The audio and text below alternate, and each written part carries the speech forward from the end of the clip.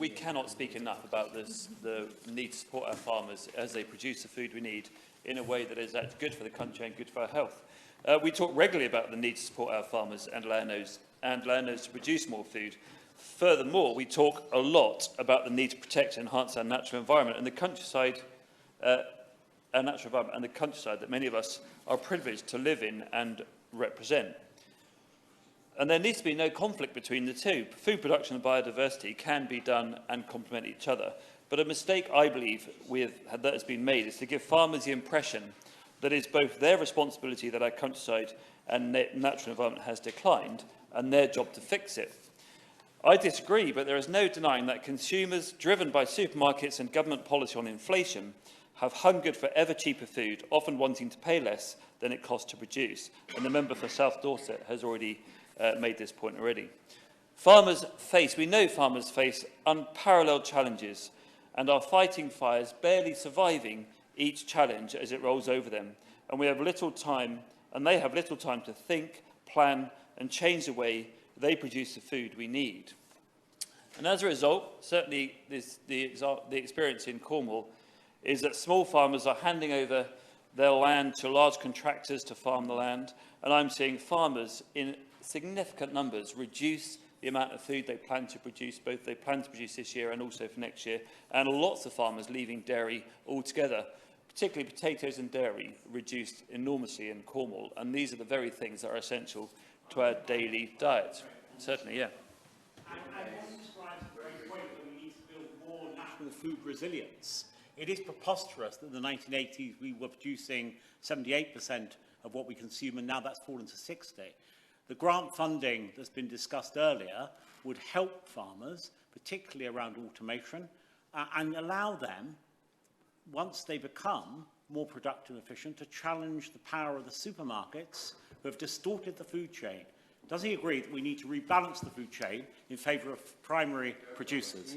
I do agree, and it was one of the first debates I ever secured in this place back in 2015.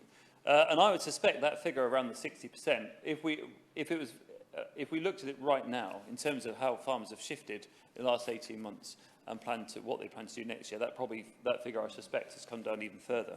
And so urgent action is needed, and I'm glad to see the Minister in his place, who I met with first thing this morning to discuss a very similar issue.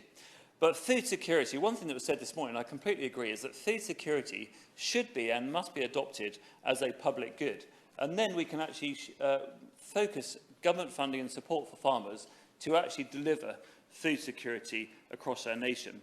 Also, we need a determined effort to maximise, as the point has just been made, high-quality food production, not just to feed our nation, but to feed our nation in a healthy way. We know our NHS isn't properly coping with the demands we place upon it. That isn't going to get any better until we really look at the diet and the food we produce that goes in towards our gut health. It's a massive issue, and the select committee that I am on, EFRA, will be looking at soil quality and how that impacts gut health.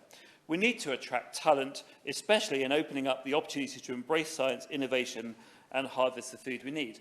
I go to schools all the time, and there's just so much work that needs to be done across the education department, across schools, across bays and other parts of cross-government departments to really encourage farming food production to be a key conversation to be had, primary schools, secondary schools, colleges, and in our homes. Our parents have a real opportunity to talk about the opportunity of jobs in the food and farming sector. And finally, we need to restore the relationship between the state, government agencies, NGOs, so that farmers know that they are vital, that they recognise, that we recognise that they are vital to our national security and health, and be supported to transition to modern, sustainable, productive farming and food production. We will not be forgiven by the countryside if we fail to support them and enable them to play the role they want to play and are keen to play in feeding the nation and making this a place that is both secure at home but also generous to the world around us. Thank you, Mr. Streeter. Thank you.